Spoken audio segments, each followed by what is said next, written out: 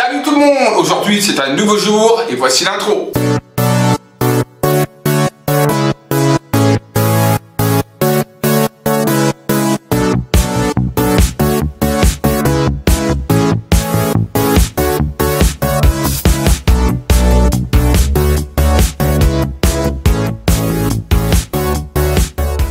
J'espère que vous allez bien, moi ça va très bien. Alors asseyez-vous ou ne vous asseyez pas, comme vous voulez, faites comme vous voulez parce qu'on est chez soi, on fait ce qu'on veut, c'est ça qui est bien.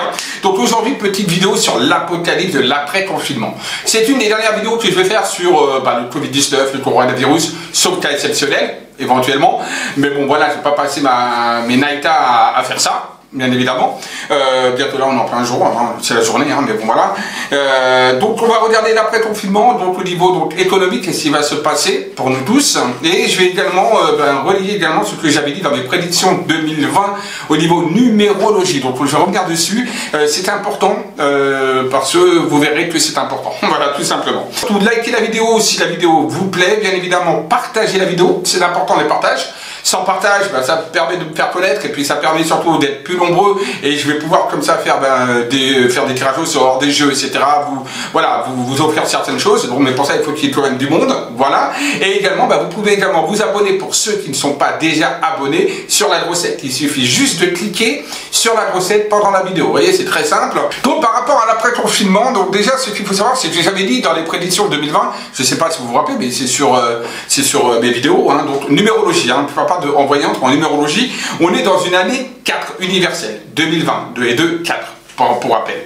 L'année 4, c'est quoi? C'est une année qui est une année de restructuration, une année où on a besoin de consolider les choses, une année où il y a le changement et qui est ciblée sur le travail et sur l'économie. D'accord? Le 4, c'est surtout le travail, donc l'économie. Voilà, tout ce qui est dans ce sens-là.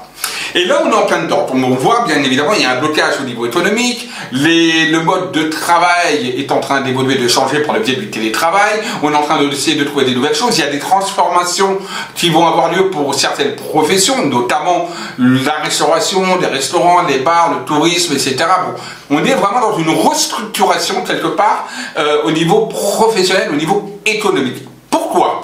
Parce qu'on arrive ensuite sur 2021. Et c'est vrai qu'on est tous en alerte, on a tous peur, mais 2021 c'est le 5, le changement, 2, 4 et un 5. Le changement qui signifie des transformations, des bouleversements, en positif ou en négatif. Tout dépend de comment a été l'année 4. D'accord? Il faut savoir que la transformation va avoir lieu automatiquement au niveau économique. Pourquoi? Parce que déjà nous sommes au sommet, dans une bulle où on ne peut plus aller au-delà de la mondialisation. C'est-à-dire, je m'explique un petit peu, la mondialisation a atteint son sommet. Donc maintenant, automatiquement, il va y avoir une explosion, on va dire économique de ce sens-là, et on va retrouver un certain populisme, un certain envie de populisme, et donc de se relocaliser. Il va y avoir une relocalisation des sociétés, des entreprises, il va y avoir plus de protection, en tout cas économique, financière, etc., qui vont avoir lieu donc au niveau de la France, mais également dans d'autres pays, hein. Il n'y a pas qu'au niveau de la France. Donc on est un peu dans cette bulle-là, parce qu'on est dans une implosion. J'ai dit d'ailleurs mais ça c'était, j'avais pas encore internet sur 2011-2012 sur des blogs, j'ai dit comme quoi de toute façon, je voyais des pays sortir de l'Europe, je voyais qu'en 2025 la France ne ferait plus partie de l'Europe, et il y aurait une implosion de l'Europe et un changement, on va dire, au niveau de l'Europe. On est en cours, de toute façon on arrive à la fin de l'Europe, hein, donc concrètement on est à une fin de l'Europe telle qu'on l'a connue, nous là maintenant, elle va être totalement différente, elle va être changée de toute façon. Donc on va revenir déjà à ça c'est déjà important de le savoir. Et ça, ce sera pour 2022. 2022, et comme par hasard, on a des élections en France, c'est le chiffre 6. Le 6, c'est les choix, les nouveaux chemins, des nouvelles directives. Et c'est ce qu'on va arriver justement par le biais de 2021, le changement. Le 2022, le 6, va donc nous emmener à voir de nouvelles visions des choses, une nouvelle vie, on va dire, qui peut se mettre en place avec des choix et des décisions qui seront à prendre. Au niveau, là, bien sûr, je parle économique, donc au niveau politique, peut-être au moment des élections justement présidentielles. Voilà. Peut-être ne pas refaire les mêmes erreurs qu'on fait depuis je ne sais pas combien d'années. Réfléchissons à ça. Donc ça, c'est une première chose. Donc nous sommes dans une nouvelle ère, une ère de changement qui n'est pas une fin du monde. Non. Hein, comme beaucoup disent, c'est la fin du monde, tac, tac, tac. Non, non, non, non. C'est la fin d'un monde. Voilà, d'un monde économique, d'un monde financier. On est dans une transformation, dans une bulle de transformation. Le passage va se faire de manière progressive. C'est certain que c'est pas toujours évident. Voilà, c'est pas toujours évident hein, de passer d'un étape à l'autre, mais il va falloir s'y habituer. Donc nous allons maintenant regarder, une fois que ça s'est dit, je vais donc faire un petit tirage, on va regarder au niveau économique le déconfinement, comment cela va se passer. Donc on y va tout de suite, maintenant c'est parti. Je vais donc demander comment va se passer donc d'un point de vue économique le déconfinement, donc par rapport aux entreprises, par rapport aux salariés, etc. Comment tout ça, ça va un petit peu se passer. Alors le déconfinement au niveau économique, comment cela va-t-il se passer? Ça va se passer, il ne faut pas croire, de manière totalement sage, c'est-à-dire que bien réfléchi.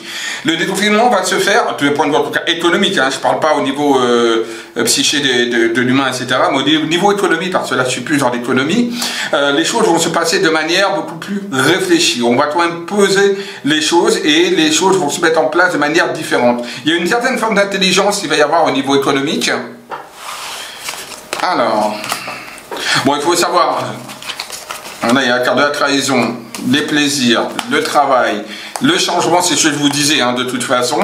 On est dans un changement économique et même au niveau professionnel, puisqu'on a la fatalité sur le travail. Hein. Donc on est vraiment dans une transformation professionnelle, économique qui s'annonce au niveau. Ça, c'est inévitable de toute façon. Il va y avoir une certaine phase d'instabilité, donc de doute. Pour moi, jusqu'à la fin de l'année, à peu près 2020, il va y avoir une forme d'instabilité et de crainte, mais des choses vont se remettre en place. Hein. Et en phase, il ne faut pas s'inquiéter, d'accord, pour autant.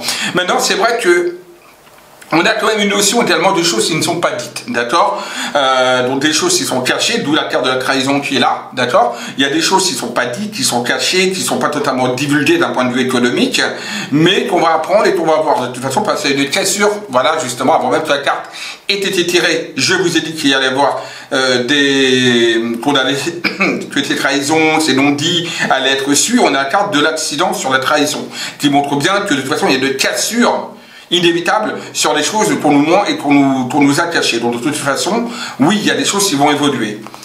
Alors, hop, on a le bateau. Donc pour moi, l'économie va reprendre, hein, de toute façon, avec le bateau. On a des échanges, etc. On a la clé et on a les appuis. Donc concrètement, au niveau d'un point de vue économique, j'ai envie déjà de vous dire, de vous rassurer, de ne pas trop paniquer. Certes, il y aura une phase un petit peu d'instabilité, oui, que je perçois, mais les choses se remettront en place par la fin. Et pour moi, j'ai envie de vous dire, quelque part, j'ai le sentiment que ce coronavirus est là, on va dire, pour devancer, on va dire un petit peu accélérer le processus d'implosion, on va dire, de la mondialisation, de la délocalisation et du système financier. On est dans quelque chose où, de toute façon, on allait aller vers justement tout ce qui est en train de se passer, mais grâce ou à cause de ce virus, on va dire quelque part, ou plutôt de la manière qu'on a géré ce virus, et ça j'y reviendrai, a fait que justement on accélère quelque part ce processus de cassure, on va dire, économique, pour renouer sur une nouvelle économie et sur des changements. Alors je parle même pas de l'Europe, oui, l'Europe pour moi est en fin de toute façon, mais là d'après le tirage, j'ai envie de vous dire, il va y avoir une passe un petit peu instable, difficile pour certains secteurs économiques, c'est inévitable, mais les choses se remettront en place de manière lente, mais les choses se remettront en place, ça mettra un petit peu de temps, mais pour moi sur 2021, tout ça c'est une histoire ancienne.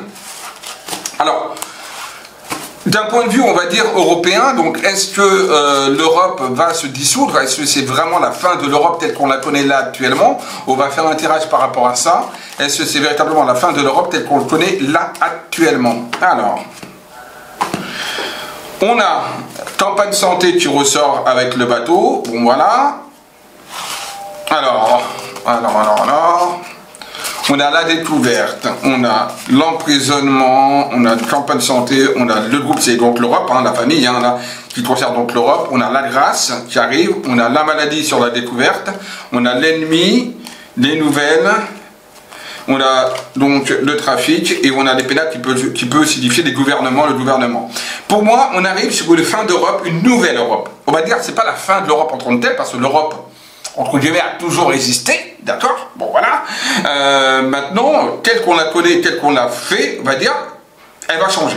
Alors, c'est vraiment la nouvelle Europe qu'on arrive. On arrive sur une nouvelle Europe, hein, de toute façon, avec un nouveau processus gouvernemental inévitable. Donc pour moi, il y a bel et bien en effet un changement au niveau de l'Union européenne qui va se mettre en place. On est dans quelque chose de totalement différent. Enfin, on va arriver sur quelque chose de totalement différent. Et pour moi, j'avais déjà annoncé que sur 2025, l'Europe n'allait plus du tout être comme ça. Peut-être que ça peut être un petit peu avant.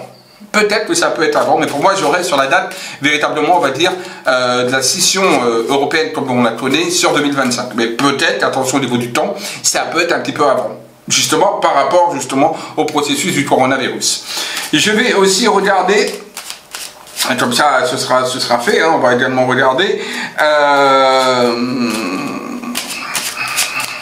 moi, je ne me rappelle même plus ce que je voulais regarder en plus. Oh là là, décidément, je te jure, non, mais des fois.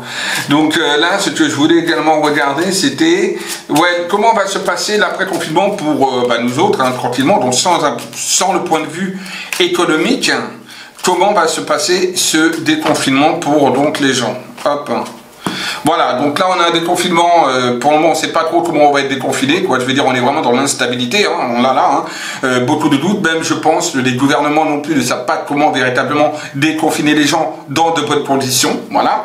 On a la carte de la méchanceté, donc c'est vrai que attention, après le déconfinement, il peut y avoir quelques petites violences de ci et de là, ou peut-être des petites rébellions qui peuvent avoir lieu au niveau de la population, hein. Il va y avoir quand même quelque chose qui ressort avec de la colère, avec de la méchanceté quand même, hein, par rapport à ce déconfinement, voilà, ça ressort. Alors, bon, le déconfinement aura bien lieu, de toute façon à un moment donné il faut bien reprendre de toute façon sa vie, hein, c'est normal, et je vais revenir d'ailleurs dessus après à un moment donné par rapport à ce confinement. Alors donc on va dans un déconfinement qui sera évolutif, hein, donc progressif, hein. On a l'évolution c'est quelque chose qui se fait de pas à pas, doucement, hein. Donc on est quelque chose, oui, il y a un déconfinement qui va se mettre en place. Ce déconfinement ne sera pas spécialement fait dans l'amour, on va dire dans le sens, comme on pourrait l'entendre, que voilà, il y a des gens qui vont vouloir, d'autres qui vont pas vouloir sortir encore, il va y avoir des hésitations, on ne saura pas trop véritablement comment avancer au niveau du déconfinement, mais généralement la vie reprendra à son tour de manière normale. J'ai pas trop de soucis, j'ai pas trop d'inquiétudes par rapport au déconfinement, par rapport aux gens en général. Voilà, j'ai quelque chose qui va se passer relativement normalement. Il y aura quelques tensions, quelques petits heurts, en effet, avec peut-être des manifestations qui peuvent avoir lieu suite peut-être à certains mensonges, etc. Donc ça oui, mais en général, la généralité, j'ai envie de vous dire, le déconfinement se fait fera dans de bonnes conditions, mais de manière progressive. Voilà. On regarde maintenant aussi, est-ce que ce virus sera encore là après le déconfinement et peut-il revenir? C'est une question que je vois énormément sur les réseaux sociaux, donc je vais essayer d'y répondre. Comme j'avais dit sur d'autres vidéos, moi je voyais toujours ce virus présent, mais moins actif. Voilà, donc il n'y aura pas autant de... Voilà, ce ne sera pas comme là on a connu, entre guillemets, et là j'y reviendrai aussi, mais en tout cas, on a quand même encore cette notion de virus qui pour moi sera encore de toute façon là. Alors donc la question, est-ce que ce virus sera encore présent? On a encore justement, il sera des pieds et mains liés face à ce virus. Il y a les pieds et les mains qui sont liés. On est un petit peu emprisonné, hein, quelque part dans cette crise sanitaire, on va dire. Et il y a encore donc le cas du pied, donc de la médecine qu'on voit qui ressort. Donc pour moi, ça veut déjà rien qu'à la coupe vouloir dire en effet que ce virus sera encore présent parmi nous lors du déconfinement, hein. Il sera pas parti, hein, de toute façon. Bon. Il peut y avoir en même temps quelque chose qui relance un petit peu ce virus, mais comme je dis, pour moi honnêtement, je ne vois pas de danger par rapport à cette relance au niveau de ce virus, d'accord? Alors, hop, bon, voilà l'ennemi, vous voyez, l'ennemi c'est le virus, hein, en tant que tel, hein. Donc on l'a bien là, hein, de toute façon, le virus reste toujours là, il y a toujours une notion en même temps de maladie qui ressort, et le système, on va dire, immunitaire, et donc respiratoire, et également cardiaque, hein, qui ressort par rapport à cette maladie, hein, qui peut attaquer également ces zones-là. Mais, cependant, on est dans quelque chose où, pour moi, on ne sera pas reconfiné. Donc il y a un déconfinement progressif, mais il n'y a pas de reconfinement par la suite, hein, d'accord? On est vraiment dans quelque chose qui est où on voit qu'il n'y a pas de reconfinement. Donc sur ça déjà, voilà, c'est déjà positif. Voilà.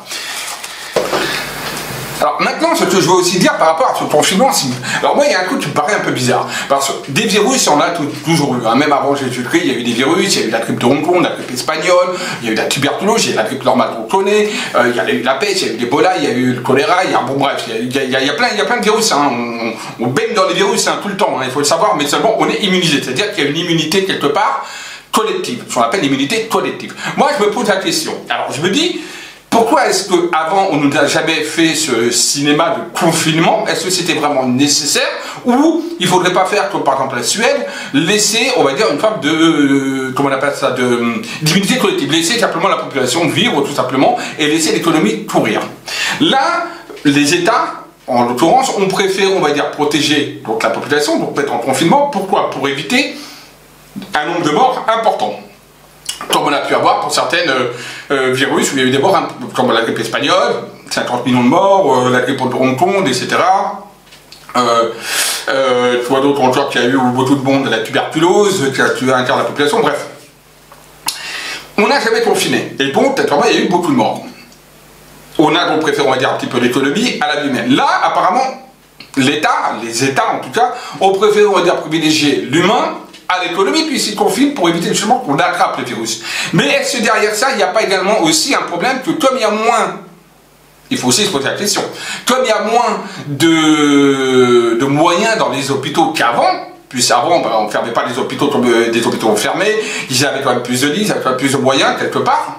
Hein, même si c'était peut-être moins moderne au niveau de la qualité, c'était moins moderne, mais il y avait peut-être plus de moyens financiers. Peut-être qu'ils se disent on va avoir un ramassis de cadavres, donc il vaut mieux quelque part peut-être verrouiller la population pour éviter ça. Peut-être qu'ils ont peut-être pensé ça. Voilà, je ne sais pas. En tout cas, ce qui est clair, c'est qu'on pourrait très bien, pour moi, sortir dès maintenant sans être spécialement atteint du coronavirus. Donc, je veux dire que pour moi, le confinement, moi, ça c'est, attention, c'est pas de la voyance, c'est de la médiumnité, c'est ce que je pense. Moi, le confinement, je pense que c'est peut-être un moyen de montrer une accélération économique pour différencier l'économie. Parce qu'ils sentaient peut-être, ou ils sentent peut-être que l'économie est en train de s'effondrer, pardon, et donc ils se disent, bah écoutez, pourquoi pas faire un confinement pour justement casser l'économie qu'on a maintenant, pour pouvoir dire ouais c'est le coronavirus qui a fait ça, on a réfléchi, or que de toute façon ça allait imploser, inévitablement. Donc peut-être que c'est ça, je ne sais pas, je ne suis pas politicien ni rien, et je n'ai pas du tout, je n'ai pas de licence en économie, mais c'est des questions également qu'on peut être amené, pourquoi pas, à se poser tout simplement comme être humain normal. Voilà. Donc je vais également regarder donc maintenant qu'on a regardé ça, donc bah, je pense qu'on a fait un petit peu le tour, il n'y a pas besoin de voir plus loin. Non, bah, c'est bon, là je pense qu'on est bon, je pense qu'on est bon, je sais pas si vous avez... non, on oublie des idées encore de faire des tirages sur ça. Moi comme j'ai dit, j'ai arrêté les tirages sur le coronavirus, c'est bon, on a une autre dose, maintenant il faut seulement reprendre notre vie, tout simplement, normal, vivre normalement, relancer l'économie, que les restaurateurs, ceux qui font des bars, etc., reprennent le travail, etc. J'ai envie de vous dire, ne psychotez pas non plus pour les enfants pour aller à l'école. Alors je sais que c'est un petit peu débile d'envoyer les enfants à l'école et de pas ouvrir certaines boutiques, etc. Bon, après ça c'est l'État, mais j'ai envie de vous dire, à un moment donné, de toute façon, il va falloir aller au charbon, il va falloir repartir. On ne peut pas rester comme ça de toute manière. Donc ce soit en septembre ou ce soit maintenant, je vous dis, pour moi le virus sera encore présent de toute façon. En septembre il sera encore là.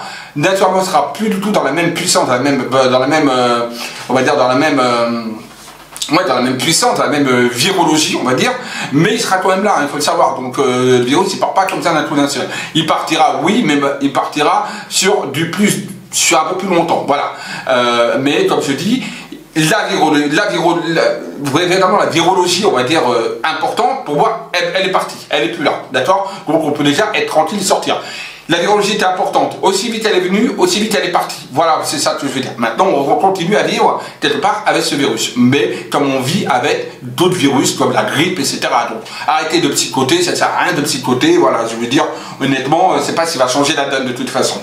Donc voilà, ben écoutez, j'espère que cette petite vidéo vous aura plu, tout simplement, et vous aura fait passer un petit peu de temps. Voilà. Un petit pouce en haut si c'est le cas. Je vous dis à très vite, bisous à tous, et prenez soin de vous. Au revoir à tous.